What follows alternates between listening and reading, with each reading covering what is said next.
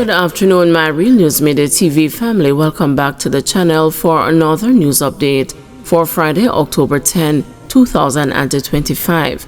And in the news this afternoon, Portland man sought for attempted abduction of UTech student. The police have launched a search for a Portland man who attempted to abduct a student of the University of Technology on Sunday. The incident occurred about 11 a.m. along King Street in downtown Kingston. Investigators reported that the 20-year-old student and the suspect, who shared a social relationship, met up at the South Parade. She entered his vehicle, which drove onto King Street. The student then told the suspect that she was ready to go to work and opened the door to exit the vehicle, but the man drove off, causing injury to her feet. He then pulled her into the vehicle and sped off. This led to a tussle between the two. The UTech student reportedly jumped from the moving vehicle in the vicinity of Kingston High School. She sustained multiple injuries and was taken to hospital for treatment. A report was later filed with the police. Ammunition and other contraband found in inmates' cell at the Tower Street prison. An inmate at the Tower Street Adult Correctional Center is now under investigation after ammunition and other contraband were found in his cell at the maximum security prison. The news was informed that last Thursday, officials at the prison carried out a search on a section of the facility after it was observed that 2 parcels were thrown over the perimeter wall by unknown persons. During a search of one of the cells, 1 live 9mm round of ammunition, 1 makeshift jammer, and a cellular phone were found. The prisoner occupying the cell was then arrested. The police say the inmate, who is now serving an 8-year sentence, will be charged.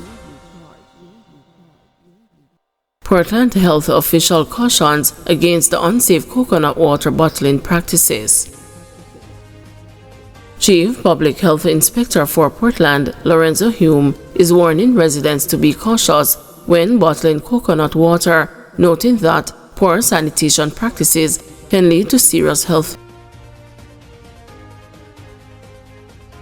Addressing the monthly meeting of the Portland Municipal Corporation, Mr. Hume revealed that 2 cease and desist orders were recently issued to individuals found bottling coconut water without proper sanitary facilities. He explained that some of these operators move between different locations and events, often working under unsafe conditions. He reminded the council that coconut water is classified as a high-risk food, stressing that improper bottling can result in foodborne illnesses. In the meantime, Mr. Hume reported that 21 food handlers' clinics were held in July and 13 in August as part of ongoing efforts to promote food safety and hygiene in the parish. Portland currently maintains an average food handler certification rate of approximately 90%, though challenges persist in raising that figure further. Mr. Hume also noted that several food handlers' structures in the parish fall below the acceptable standards due to deteriorating fixtures compounded by limited knowledge and understanding of what is necessary by some persons. He also highlighted challenges in reaching certain individuals residing in rural areas, among other operational difficulties. 55-year-old man found dead in St. Catherine Yard.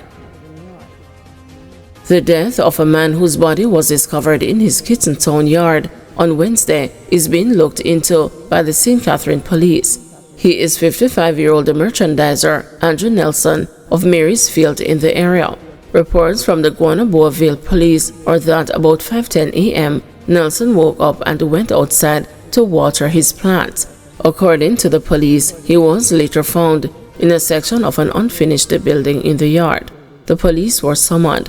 Upon arrival, the body was observed with both the wrists slashed and a knife was observed beside the body, the police reported. The body was subsequently removed. A post-mortem is to be conducted. Cops charge a construction worker for beating man with a gun. A 22-year-old construction worker has been charged after allegedly using his gun to beat and threaten a man during a heated encounter on Upper Regent Street in Kingston earlier this week. The accused, Andre Boucher of Racecourse Lane, Kingston 14, has been charged with assault at a common law, unlawful wounding, possession of a prohibited weapon, and using a firearm to commit a felony.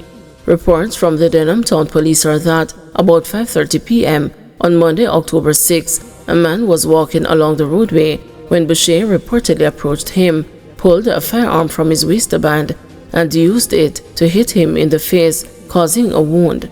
The accused allegedly threatened to shoot the man, who ran off in fear and later reported the incident to the police. Boucher was later pointed out during an identification process and taken into custody. He was charged on Wednesday, October 8. Preparations for his court appearance are underway. Vendor shot dead at Oxford Street home, taxi operator charged. A Kingston vendor was gunned down at her Oxford Street home last Sunday, and the suspected shooter, a taxi operator known as a Fire, has now been charged in connection with her death. Damien Taylor, 44, of Rodney Street, Kingston 12, faces murder, conspiracy to murder, possession of a prohibited weapon, unauthorized possession of ammunition, and using a firearm to commit a felony. Reports from the Denham Town Police indicate that around 4:25 p.m. on September 28, 46-year-old vendor Walata Brown was sitting at home when a white Toyota Probox pulled up to her gate. An armed man exited the vehicle, fired at her, and then fled in the waiting car. Brown was rushed to hospital but later pronounced dead. Police investigations, including a review of Jamaica as a closed-circuit television monitoring system, led them to St. Thomas on Tuesday, October 7, where the vehicle was seized and the Taylor taken into custody. He was formally charged later that day after a caution statement and a question and answer session were conducted in the presence of his attorney. A court date is being finalized. St. James police set new murder target.